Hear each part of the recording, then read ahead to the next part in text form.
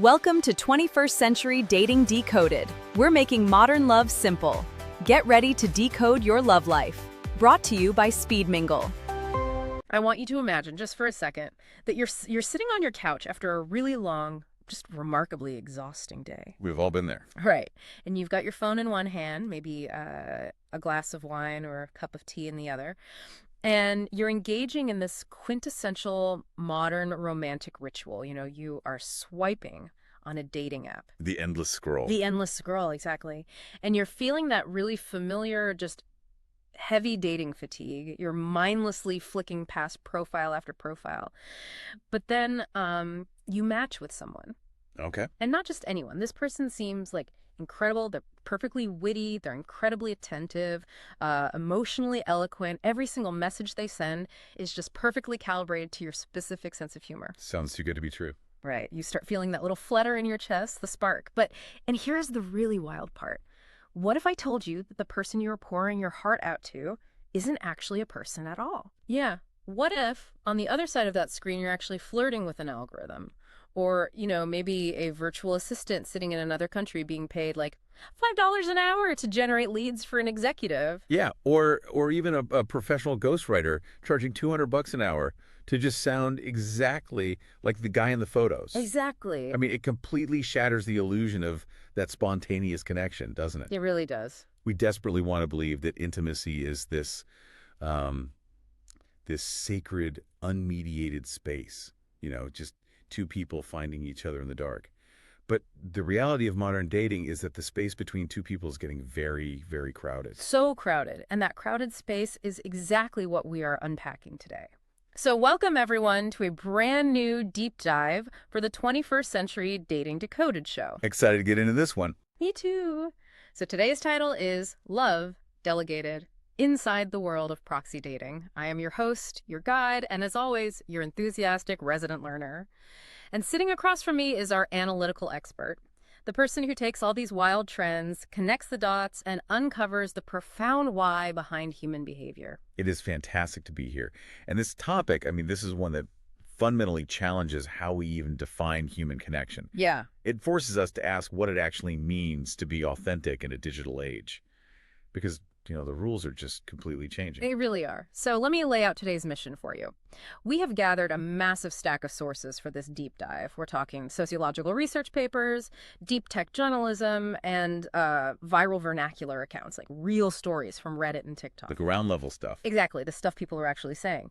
Our goal today is to examine how modern singles are just completely outsourcing their love lives. Yeah. We're going to explore how generative AI, complex Excel spreadsheets, and, you know, gig economy workers are fundamentally restructuring the architecture of human intimacy. It's a complete overhaul of how we date. It is. And we really have to start by looking at the sheer scale of the problem, because the numbers here are what drive the behavior. According to the research in our stack, an estimated 49 million singles have tried online dating. Wow. Just sitting with that number for a second. 49 million people all participating in this massive digital experiment. It's a staggering figure. And to understand why people are suddenly turning to algorithms and, like, virtual assistants to manage their love lives, you really have to understand what that number actually represents psychologically. Yeah. And sociologically. Right. Researchers actually refer to this as the expansion of the field of eligibles. The field of eligibles. Yeah. If we look back historically, your field of eligibles was strictly limited by geography, right? Mm. And your immediate social circles. Like, who was in your village? Exactly. You dated the people in your town. You dated the people you met through your friends or at your church or your workplace, maybe your university. Your options were naturally restricted by physical reality. Which honestly sounds kind of nice right now. Well, it actually made decision-making relatively manageable for the human brain. But the advent of online dating blew the doors off that limitation entirely. Suddenly, your field of eligibles is just virtually limitless. Right. You load up an app and you instantly have access to thousands of people within like a 10-mile radius, which when you say it out loud, that sounds amazing in theory. Right, in theory. It sounds like the ultimate romantic utopia. You have so many options. In theory, yes, it sounds like abundance. But in practice, this limitless abundance has triggered a national epidemic of dating burnout. The human brain simply is not wired to process that level of choice. Especially for something so important. Exactly. When it comes to something as high stakes as a life partner, when you're presented with infinite options, it leads to profound decision paralysis. And this has actually given rise to a behavioral phenomena that sociologists call relation shopping. Relation shopping. I have to say, I love that term, even though it's incredibly depressing when you really think about it. It is a bit bleak. It perfectly captures what the architecture of these apps has done to our psychology, though. It's highly descriptive because the apps utilize a specific swipe logic that effectively gamifies love. It turns the search for a partner into a slot machine dopamine loop. Just pulling the lever. Over and over. Think about the mechanics, Okay. You swipe, you get a match, the screen lights up, you get a little hit of dopamine, and so you swipe again. The friction is completely removed. But in doing so, it reduces complex, multi-dimensional human beings Yeah. into, well, flat consumer objects in a digital catalog. You're just browsing. You aren't building a relationship in that moment. You're browsing for a product. And the sheer volume of this relation shopping has left daters just deeply exhausted. People are experiencing Tinder fatigue. Absolutely. They're swiping until their thumbs physically hurt. They're going on endless first dates that feel like job interviews without ever actually moving closer to sustained intimacy. Which brings us to this massive historic shift in the industry that just happened, and it completely alters the landscape. If you've been following the tech space, you know that in May 2026, Bumble. Right, the pioneer of the swipe era. Exactly. One of the founders of this whole thing, they did something radical. They completely overhauled their platform. They officially killed the manual swipe. It is a monumental pivot, not just for Bumble, but as a bellwether for the entire dating industry. I mean, Bumble built a multi-billion-dollar empire on the swipe mechanism and on its iconic women message first rule. Yep, those were their two things. And in one sweeping update, they have retired both of those foundational pillars. It's wild to think about dating without the swipe now because it's become like muscle memory for an entire generation. So what does Bumble actually look like now without it? It's totally different. According to the tech journalism in our sources, they've transitioned away from being a manual discovery engine, and they've basically turned into a full-service AI concierge. They introduced this proprietary AI named Bee. Yeah, B. And to understand why Bumble made this shift, we have to connect it back to that national burnout and the relation shopping phenomenon we just discussed. Right, the fatigue. The leadership at Bumble looked at the data and they realized that the traditional model of active discovery had just become a miserable chore for their user base. People hated it. Yeah. It was generating high engagement metrics, sure, but it was generating the wrong kind of engagement. It was producing chronic exhaustion. Users were churning out because they were just tired.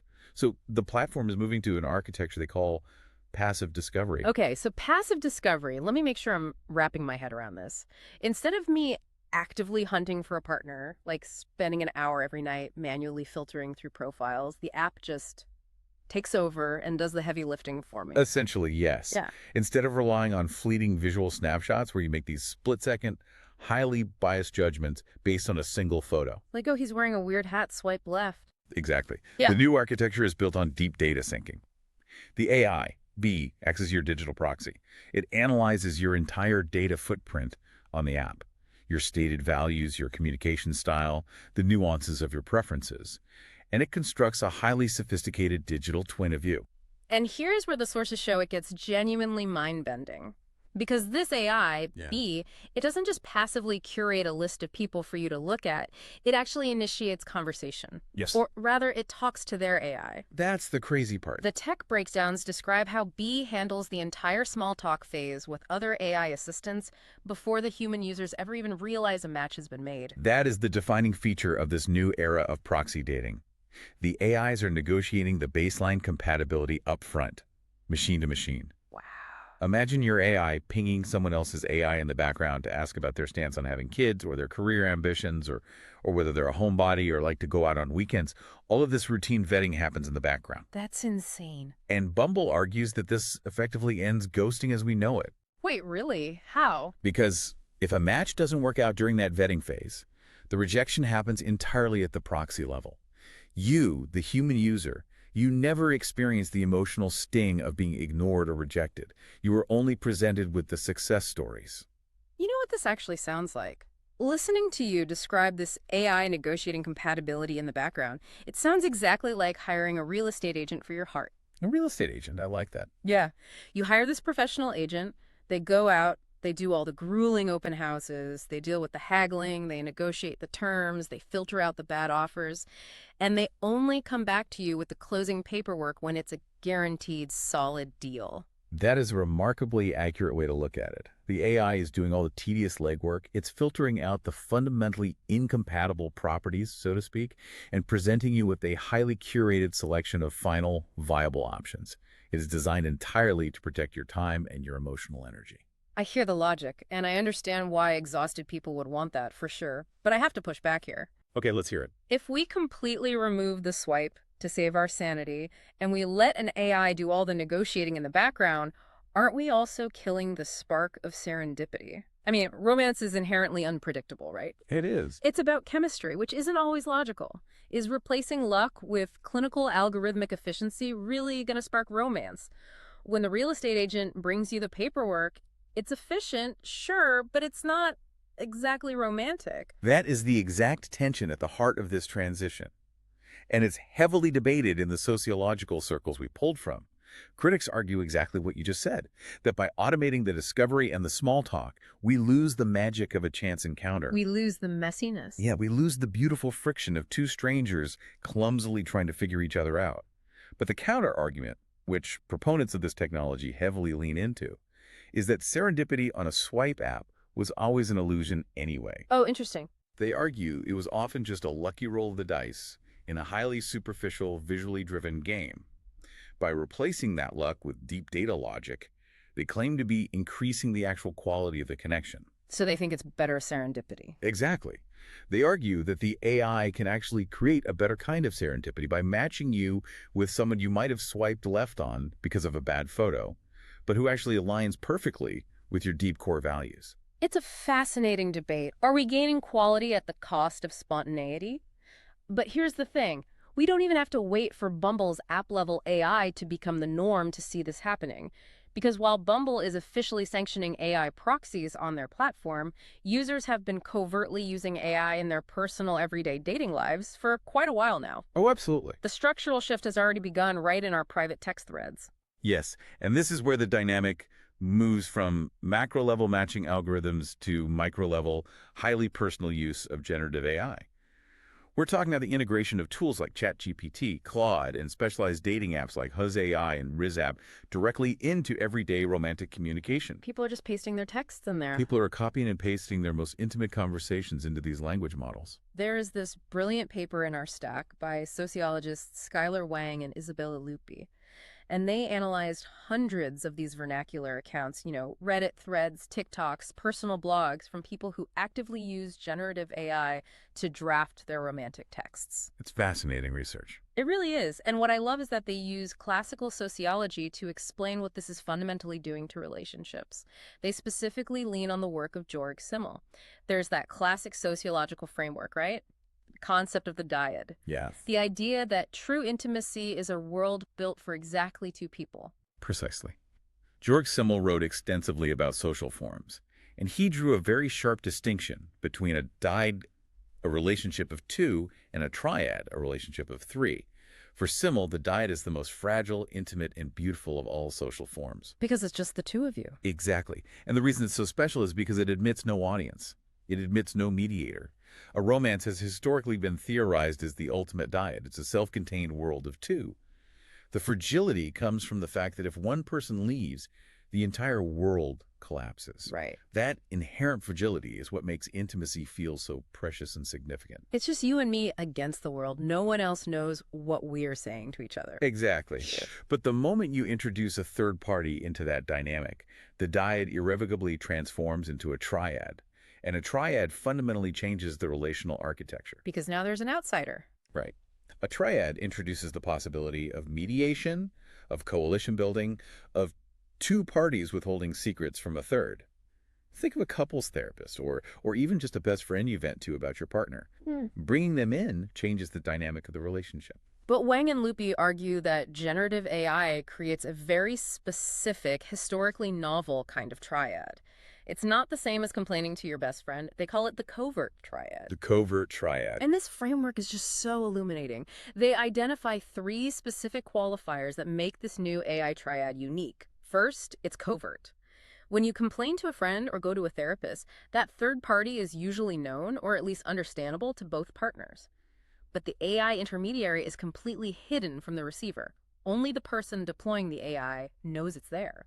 And that secrecy is paramount to how it functions. The second qualifier they identify is that it's asymmetric. The deploying partner benefits enormously from this triadic support. They're utilizing the AI's vast processing power to craft the perfect, most socially acceptable response. They have a supercomputer on their side. Exactly. Meanwhile, the receiving partner thinks they're still operating in a fragile, intimate dyad. The receiver is completely unaware that they are essentially fighting an asymmetric battle against a machine. That changes the entire dynamic. If they don't know the AI is there, it's not a fair fight. And then the third qualifier Wang and Loopy point out is that this triad is machinic. The third party is a stakeholderless artificial model. Right. A human friend has biases, emotional stakes, and their own personal relationship with you. They might tell you you're being unreasonable. The AI has absolutely no emotional stake in your fight. It is a machine simply predicting the next most logical, pleasing string of words. Which brings up a fascinating psychological quirk in how we interact with these machines. The research points to the can this a paradigm. Computers are social actors. Okay, computers are social actors. It explains why humans are so quick to treat these machinic models like real confidants, even though we intellectually know they're just code. The CSA paradigm makes so much sense when you read these Reddit threads. People are deeply emotionally invested in their trumps. Research shows that humans will mindlessly apply social scripts to computational systems. Even when we know ChatGPT isn't a human being, we treat it like a therapist, a sounding board, a trusted friend. We say please and thank you when we prompt it. I do that. I always say thank you to ChatGPT. We all do it. Yeah. We ask it for highly nuanced relationship advice. We say, my girlfriend sent me this text. What does it mean? The AI becomes a quasi-social actor, deeply embedded in the intimate fabric of the relationship. Wait, listening to this setup, this is literally just the classic story of Cyrano de Bergerac. The play where the incredibly articulate guy is hiding in the bushes, whispering the beautiful poetry to the handsome but inarticulate Christian so Christian can woo Roxanne. It really is. The covert triad is exactly that scenario. Except instead of a French poet hiding in the bushes, Cyrano is an invisible supercomputer sitting in your pocket generating the perfect text message. It is the ultimate modern Cyrano scenario. But it raises a profound ethical and relational question. In the original play, Roxanne eventually discovers the truth, right? And the revelation changes the foundation of everything she thought she knew about her love. Right, and that is exactly where I struggle with this. If you are in a fight with your partner, a deeply personal, intimate disagreement where vulnerabilities are exposed, and you secretly invite an AI into that fight to read their texts and draft your responses, isn't that the ultimate betrayal of that private world of two? It's a huge boundary issue. Yeah, even if the AI is machinic and has no emotional stake, aren't you violating the sacred boundary of the relationship by letting a machine read and process your partner's vulnerabilities without their consent? That is precisely the ethical friction the sociologists are highlighting. Many people argue exactly what you just posited. The covert triad quietly violates the core, unspoken condition of intimacy, the idea that what passes between two people is meant for them alone. By routing your partner's texts through a large language model, you're transforming their private vulnerability into data for a machine. You are breaking the seal of the dyad. Which brings us to the mechanics of how exactly this AI Cyrano is helping people, because people aren't just using it for fun, they feel they desperately need it. What exactly is the AI doing for them? To explain this, the researchers bring in a foundational concept from 1983 by the sociologist Arlie Hochschild, the concept of emotional labor. Now, originally, Hochschild used this to describe workers in the service industry, right? Yes, Arlie Hochschild revolutionized sociology when she coined the term emotional labor. She originally studied flight attendants, observing how they had to meticulously manage their internal feelings to create a publicly observable, pleasant facial and bodily display for passengers, regardless of how exhausted or frustrated they were. The fake smile. Exactly. It's the disciplined management of feeling to align with a social or professional expectation.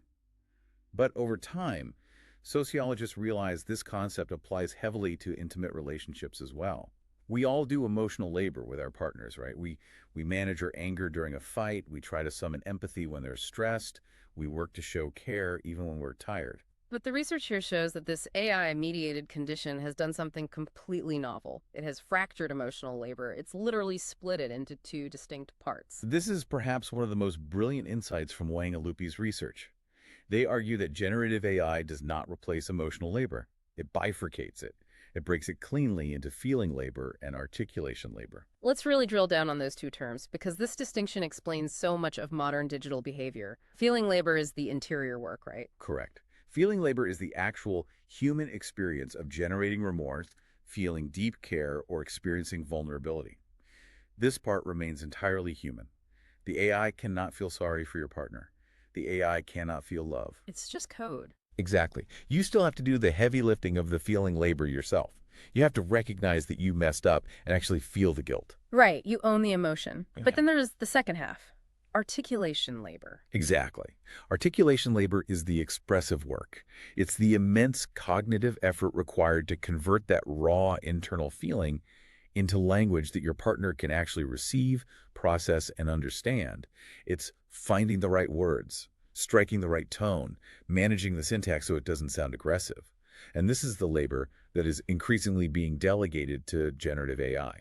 The sources have these incredible, highly specific vernacular examples of this from Reddit and TikTok that just bring this to life.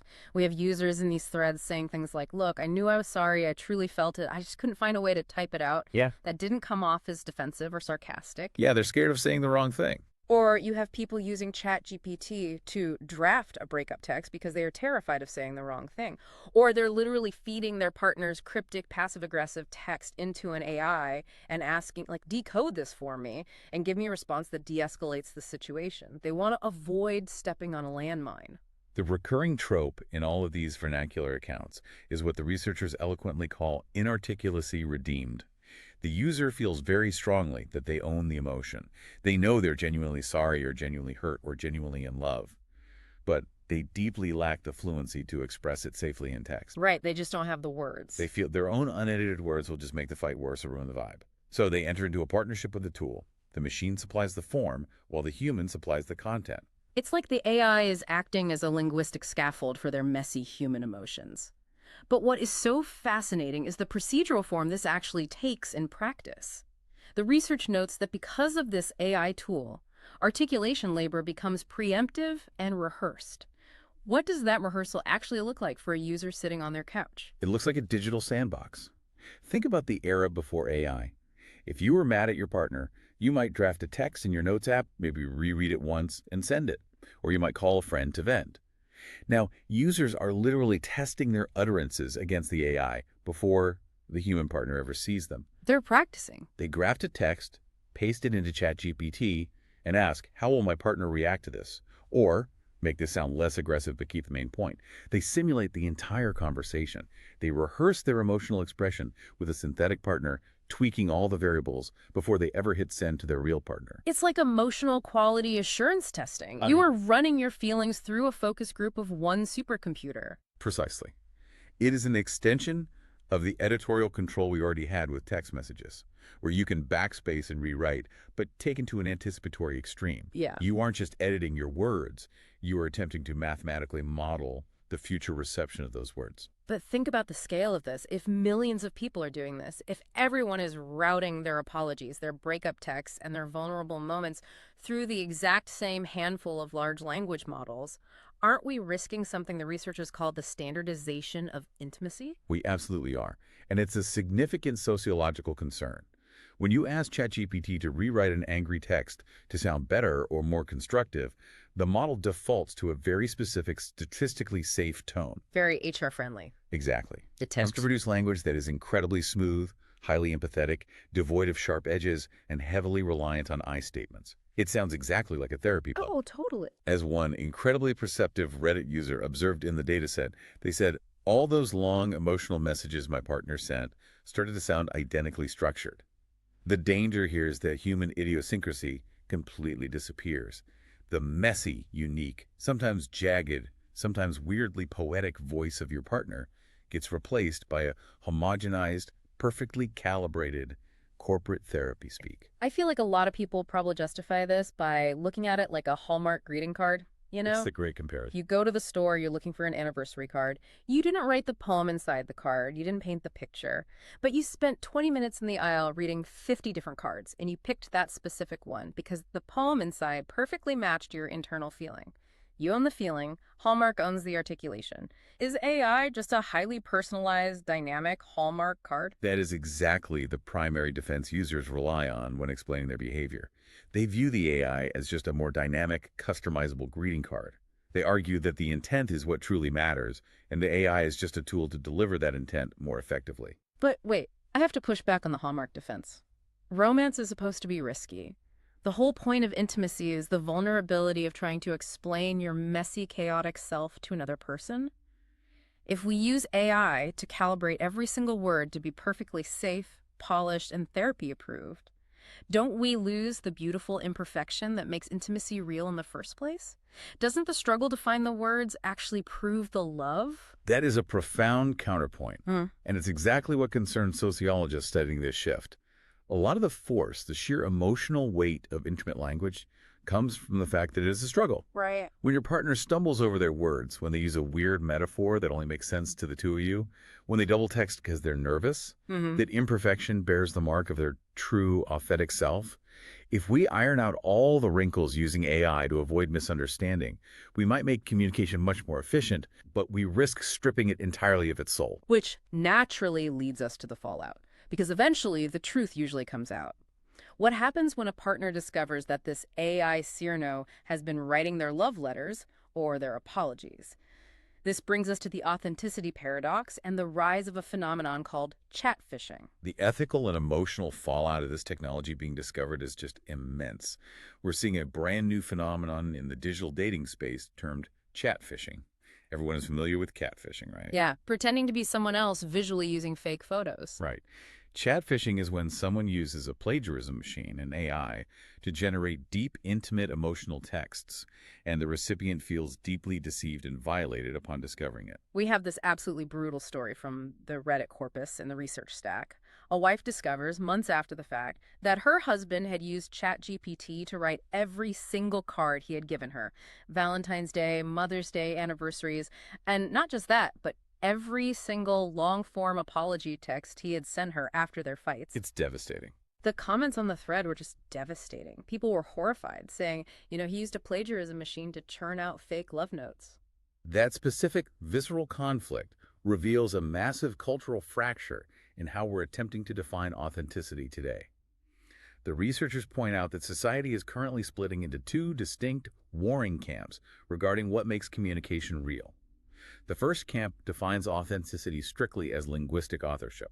Meaning, if you didn't literally type the words out of your own brain, it's fake. Exactly. For this group, the actual labor of expression is tied inextricably to the truth of the emotion. To delegate the articulation labor to a machine is to forfeit the ownership of the act entirely. If an AI wrote your apology, it is not a real apology, end of story. The effort is the apology. And the second camp is the one relying on the Hallmark defense. Right. The second camp defines authenticity as emotional ownership. For these users, if they genuinely felt the emotion internally, the tool they use to express it externally simply doesn't matter. They argue that the feeling is theirs, and the AI merely helped them translate it so their partner wouldn't misunderstand or get defensive. They don't see it as deception at all. They see it as trying their absolute best to communicate clearly and save the relationship. But regardless of the sender's intent, for the person on the receiving end, the discovery is usually catastrophic. The research talks about this psychological process called retroactive reframing, and this part is truly haunting. Yes, and this is psychologically fascinating and devastating. When a partner learns that an AI has been secretly mediating their intimate exchanges, they don't just get mad about the specific text they just found out about. They retroactively reframe the entire history of the relationship. They look back at everything. Everything. They look back at every sweet good morning text, every deep late-night conversation, every breakthrough apology, and they view the entire history as a fabricated lie. The discovery shatters the foundation of trust because it completely violates that unwritten sacred contract of the dyad we talked about earlier. They suddenly realize they weren't alone in the room. I want to ask you, the listener, to put yourself in the receiver's shoes right now. Think about a time recently when you were truly terrifyingly vulnerable with someone over text. If you poured your heart out and you received a perfectly empathetic, beautiful response that made you feel incredibly safe and seen, would finding out 6 months later that that response was generated by ChatGPT instantly erase the comfort you felt in that moment? Does the synthetic origin of the words destroy their emotional impact? The data suggests that for most people, the answer is a resounding yes. Because in romantic communication, the form of an utterance is often inseparable from its meaning. To say I love you is not just sharing information, it is an action. To outsource the saying is to fundamentally alter the action itself. The asymmetry of the covert triad, the fact that one person knows the AI is there and the other is completely in the dark, is what makes it feel like such a profound betrayal of trust. But the really crazy part about all of this, it isn't just code doing this. If you have the money, you don't need ChatGPT to manage your proxy dating. You just buy a human being to do the exact same thing. Which brings us to the rise of human proxies, the $5 heart, and the ghostwriting elite. Because we are seeing the rise of a full-blown dating gig economy. The delegation of romantic labor is absolutely not limited to generative AI. We are seeing the massive industrialization of dating through outsourced human labor. The sheer volume of the dating market has become so overwhelming for some that people are essentially hiring a staff to manage their love lives. There is this audio source in our stack from a YouTube channel called Redbeard Rants. It's this guy cheerfully explaining his dating process. He talks about how he wakes up every day to a spreadsheet of brand new leads brought to him automatically. And these are not business leads for his company. These are romantic leads, women who fit his exact criteria. Right. And how is he doing this? He explicitly says he has hired an overseas virtual assistant, a VA, for $5 an hour to manage his dating apps and conduct massive Instagram outreach campaigns on his behalf. It is the literal application of B2B sales tactics. Yeah. Business-to-business lead generation applied directly to the human heart. Yeah. It is the ultimate manifestation of Taylorism in romance. Taylorism, remind us what that is. Taylorism, historically, is the practice of breaking down a factory job into small, highly efficient, repetitive tasks to maximize industrial efficiency. These users are treating dating as a high-volume manufacturing pipeline. They have separated the executive function going on the date from the manual labor of securing the date. The Redbeard Rants guy literally says in the video that dating is just a volume game. He tells his VA to filter for very specific things. He gives instructions like no single moms, no tattoos, specific aesthetics, and tells the VA to just mass message hundreds of women. The actual physical and personality specs of the man, the user himself, matter less to his success than the sheer volume of leads his VA can generate for him. And it isn't just men looking for sheer volume who are outsourcing. We have sources discussing high-end agencies like the Lifestyle VA. These are concierge services that act as a comprehensive dating logistics squad for busy CEOs, lawyers, and executives. It's crazy. The VA manages the apps, they set the schedules, they vet the candidates, they even book the dinner reservations at exclusive restaurants. The executive just looks at their calendar and shows up to the date like it's a board meeting. It's outsourcing the busy work of love. But it gets even more professionalized and expensive than that. There was a deep dive Salon article we reviewed that explored the cottage industry of dating profile ghostwriters. We are talking about registered businesses with names like Pimp My Profile, Profile Helper, and even former in-house writers who used to work for Match.com starting their own boutique firms. These are highly trained professionals who charge anywhere from $50 for a quick polish to over $200 an hour to craft the perfect, algorithmically optimized dating bio. $200 an hour? Yeah. They interview you on the phone, they stalk your Facebook and Instagram to capture your authentic vibe, and they write a profile that is scientifically engineered to project effortless confidence and charm. And this industrialization extends to photography, too. There are specialized dating photographers charging upwards of $875 for photo shoots that are explicitly designed to look like casual, candid snapshots taken by a friend on a normal Tuesday. It is entirely fabricated serendipity. It costs almost $1,000 to look like you just casually woke up looking amazing at a coffee shop. And then there is the Wingman app mentioned in the research, which takes a different approach to human proxies. It's a platform where you don't even write your own profile at all. Your friends or your wing moms entirely take over your account. They write testimonials about you and swipe on your behalf. All of these phenomena, the $5 an hour overseas VAs, the expensive ghostwriters, the Wingman app, they point to the profound socioeconomic implications of professionalized romance. When you can literally buy a better digital personality, it creates an artificial advantage for wealthier daters. If you look at this historically, it kind of mirrors the aristocracy, doesn't it? It feels like the modern equivalent of wealthy aristocrats in the 18th century buying the absolute finest horse-drawn carriage and the most expensive silk ball gown to secure a match at the royal court. They were using capital to buy a romantic advantage. But today, the gown is just a perfectly optimized digital persona. That is a brilliant historical parallel. The medium has changed from silk to pixels, but the transactional nature of securing a high-status mate remains exactly the same. You are purchasing an aesthetic and linguistic advantage to signal high value to potential suitors. But here's my pushback to this entire system of human proxies. Think about the logical conclusion of this. If two people meet at a coffee shop for a first date, and both of them used $200 ghostwriters to write their witty bios, and both of them used $5 an hour VAs to do the swiping and the messaging to secure the date, aren't we just watching two PR teams go on a blind date? Where does the actual human connection happen? And that is the tragedy of the optimized profile. The PR teams secure the meeting, but the actual flawed, unedited, exhausted human beings have to show up at the coffee shop. Exactly. The digital promise rarely matches the physical reality, which leads to profound disillusionment for both parties.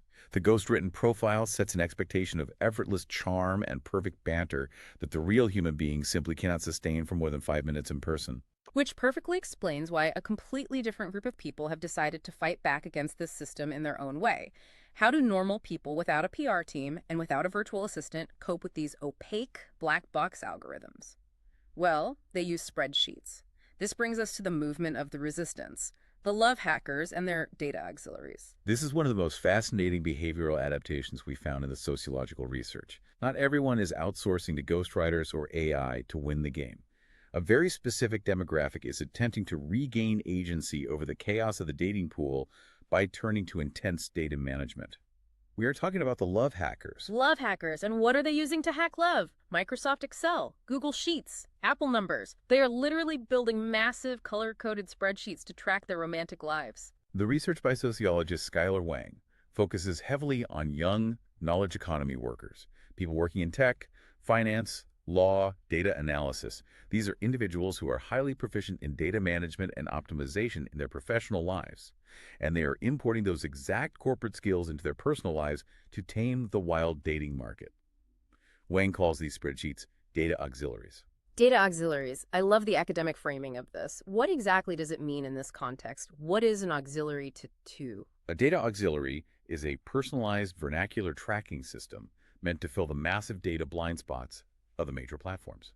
Tinder, Bumble, Hinge, they have massive amounts of data, what we call big data. They know your exact age, your location data, how many milliseconds you linger on a photo before swiping, but they have massive blind spots. Right. They have absolutely no idea how a date actually went in the real world. They don't know if you had chemistry.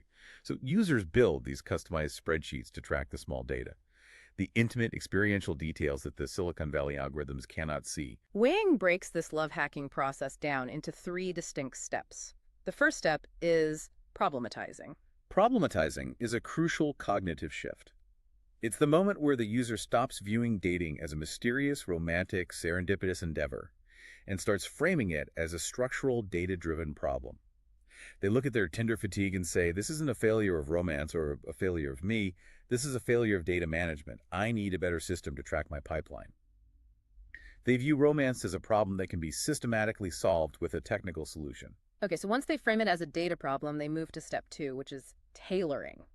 This is where they actually build the spreadsheet, and the specific details they choose to track are wild. The tailoring phase is where the contrast between big data and small data becomes stark. The apps track broad demographics to sell ads. The users tailor their spreadsheets to track deeply personal, subjective variables.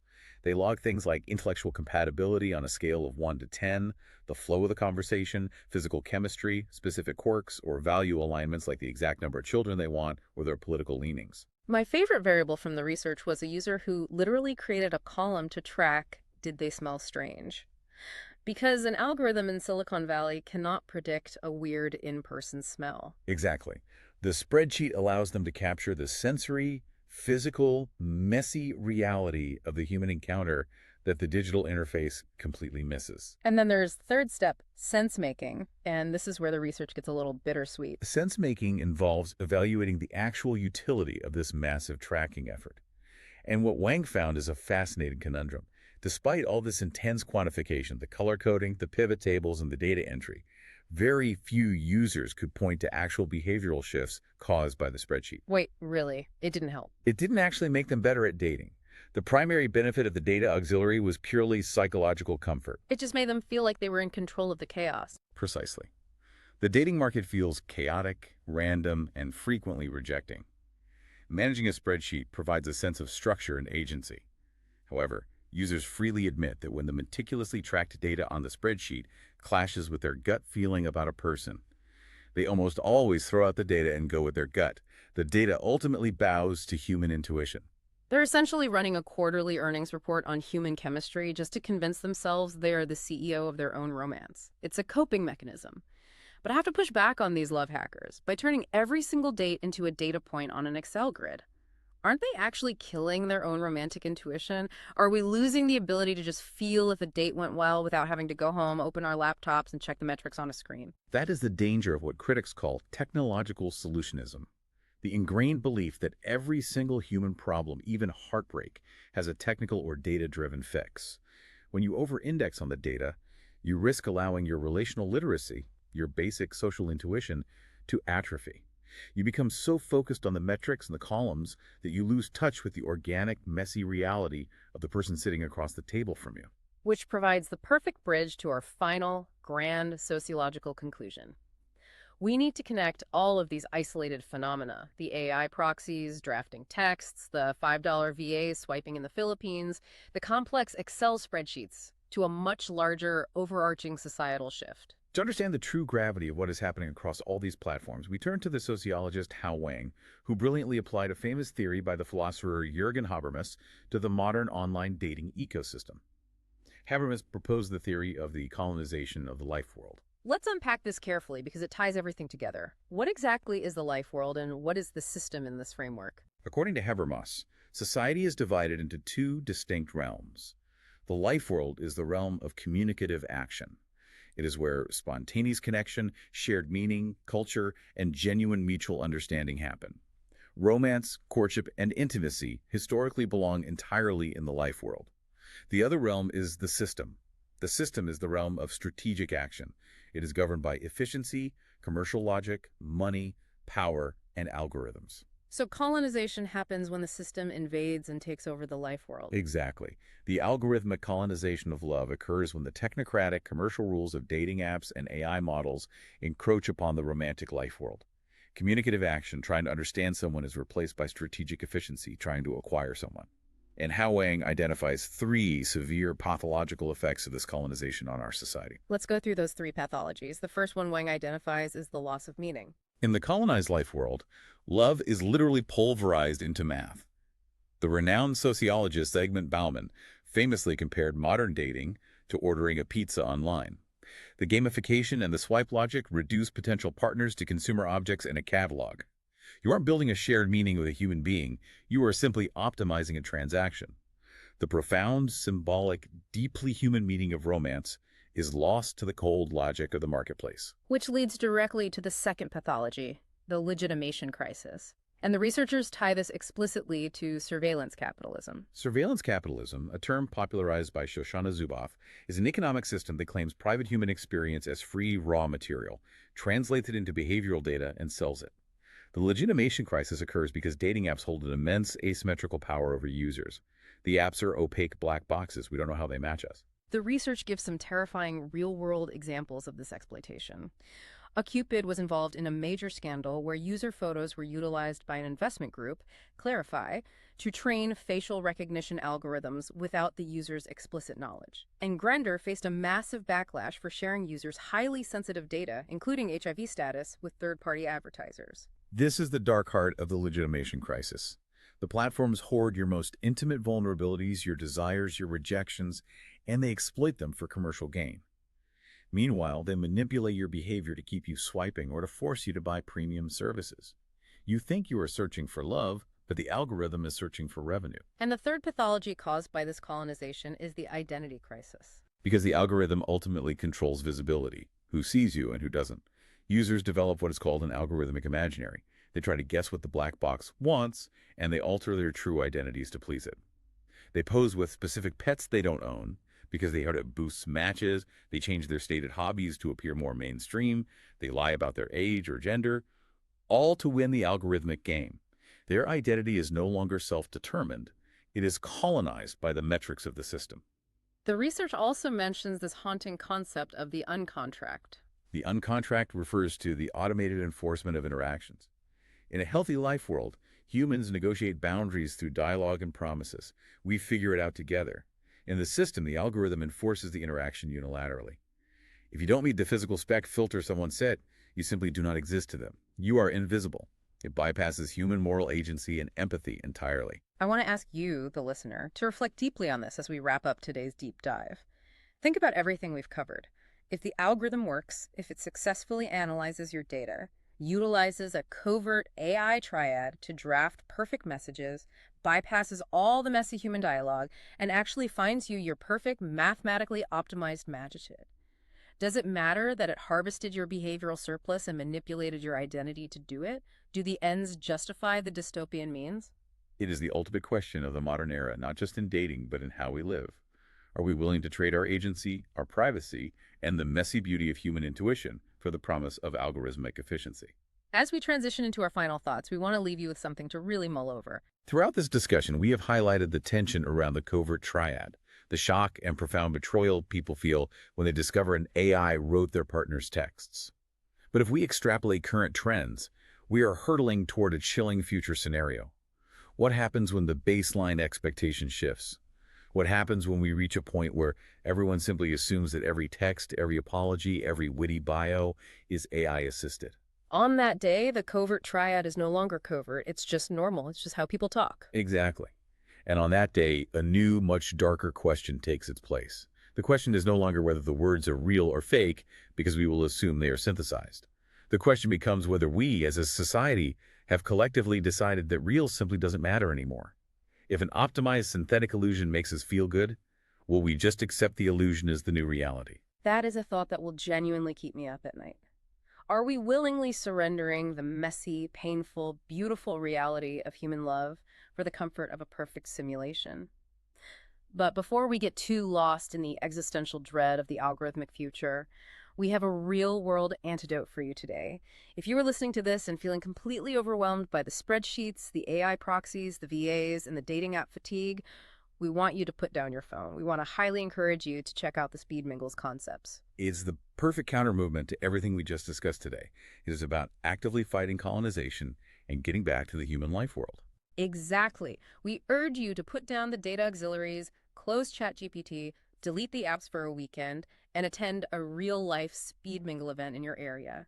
Go experience actual, unfiltered, unoptimized, messy human chemistry in a room full of real people. Smell the weird smells, stumble over your words, and find someone who likes you for it. And if there isn't a Speed Mingle event available near you, take agency. Contact Speed Mingle directly to become a host or to offer an event venue in your city. Bring the serendipity back to your community. And of course, please subscribe to the broader movement and continue to listen to 21st Century Dating Decoded as we keep navigating this wild romantic landscape. Thank you all for joining us on this extensive deep dive into the proxy dating world. It's been a fascinating journey. And remember, the next time you are sitting on that couch, exhausted, swiping through the digital catalog, and you match with someone who is just a little too perfectly witty, ask yourself, are you falling for a person or are you just falling for an incredibly well-trained algorithm? Keep decoding, everyone. See you next time. Thanks for watching and listening to the Speed Mingle Network.